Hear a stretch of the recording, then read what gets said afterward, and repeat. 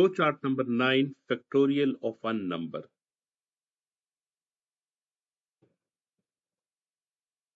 इसमें आपने क्या करना है, एक यूजर से नंबर एंटर करवाना है और उस नंबर का आपने फैक्टोरियल कैलकुलेट करना है। फैक्टोरियल ये मींस कि अगर आपको कहा जाता है कि आपने 5 और 6 का फैक्टोरियल कैलकुलेट करना है, तो आप कैसे फैक्टोरियल कैलकुलेट करेंगे, यानी कि 6 से लेसर जितने भी नंबर होंगे उन सबको आपस में आपने मल्टीप्लाई करना है। 6 time 5 and then times 4, 3 times 2, इसका आंसर 30 आ जाएगा। 30 प्लस 4 आंसर आ जाएगा 120। 120 मल्टीप्लाई बाई 3 आंसर 360 और 1 360, इसका आंसर टोटल 360 आ जाएगा। क्लियर? तो इसका हम एल्गोरिदम भी लिखेंगे और फ्लो चार्ट भी देखेंगे और एग्जाम टिप्स भी देखेंगे।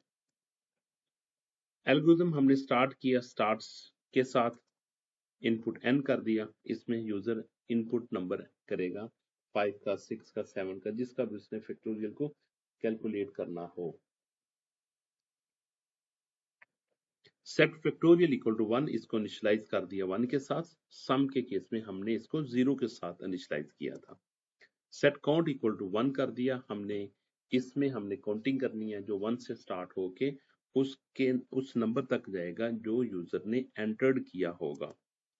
If count is less than equal to n, then factorial equal to factorial multiply by count करेगा और count equal to count plus 1 करता जाएगा और साथ ही इसके क्या करेगा, उसको चेक करेगा कि अगर काउंट की वैल्यू n से लेसर है तो वो क्या करे, इसको दोबारा रिपीट करेगा, या इस केस में जब तक n जब तक काउंट की वैल्यू n से बड़ी ना हो जाए उस वक्त तक आपने रिपीट करते रहना है।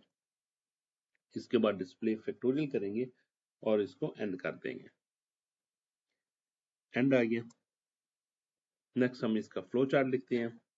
स्टार्ट किया हमने, इनपुट n किया, factorial equal to 1, processing symbol हमने यूज किया, count equal to 1, again processing symbol use किया, काउंट की value less than equal to n, हमने कंडीशन चेक की, अगर ये कंडीशन ट्रू ना हो तो डिस्प्ले फैक्टोरियल कर दे, अगर इसकी कंडीशन ट्रू हो जाए तो आपने factorial equal to factorial times count करना है और काउंट में एक का इंक्रीमेंट करना है और इस तरीके से इसको एंड कर देना है। अब देखिए, आपको पता है कि इनपुट नंबर n, मैंने नंबर एंटर किया 6, ओके। फैक्टोरियल की वैल्यू 1 है, काउंट की वैल्यू 1 है, count less than equal to n, तो ये लूप चलता रहेगा। फैक्टोरियल कैलकुलेट करेगा, काउंट करेगा और दोबारा कंडीशन की तरफ मूव करता रहेगा और फिर ये ऐसे लूप चलता रहेगा जब तक ये कंडीशंस ट्रू रहती है। तो कंडीशंस के अंदर हमने क्या लिखा हुआ, हमने लिखा हुआ फैक्ट इक्वल टू, मैं इसको शॉर्ट में लिखता हूँ, factorial equal to factorial times count. अगर काउंट में आपने 6 एंटर किया हुआ, इनपुट में आपने n में 6 एंटर किया हुआ, तो काउंट 1 से लेके n तक मूव करेगा जो कि 6 है। मीन के 1 के लिए भी चलेगा, 2 के लिए, 3 के लिए, 4 के लिए, 5 के लिए और 6 के लिए। और इसमें आपको पता है ये जो स्टेटमेंट है ये लूप की बॉडी के अंदर है और ये बार बार रिपीट होती रहेगी, ठीक है। काउंट की वैल्यू चेंज होती रहेगी और यहाँ पे फैक्टोरियल स्टेटमेंट एग्जीक्यूट होती रहेगी। जैसा कि फैक्टोरियल एफ में क्या पड़ा हुआ बाय डिफॉल्ट, फैक्टोरियल में हमने 1 रखा हुआ, जब मैं 1 को 1 से मल्टीप्लाई करूंगा तो 1 आंसर आ जाएगा। फिर काउंट की वैल्यू 2 हो जाएगी, फैक्टोरियल में प्रीवियस वैल्यू 1 पड़ी हुई तो आंसर क्या आ जाएगा, 2 आ जाएगा। फिर काउंट की वैल्यू 3 हो जाएगी, फैक्टोरियल में 2 पड़ा हुआ तो आंसर आ जाएगा 6 आ जाएगा। इसके बाद काउंट में 4 है और एफ में 6 है, 6 टाइम्स 4 24 आ जाएगा। फिर काउंट में क्या पड़ा हुआ 5, फैक्टोरियल में क्या पड़ा हुआ 5, इसको मैं मल्टीप्लाई करूंगा तो आंसर आ जाएगा 120।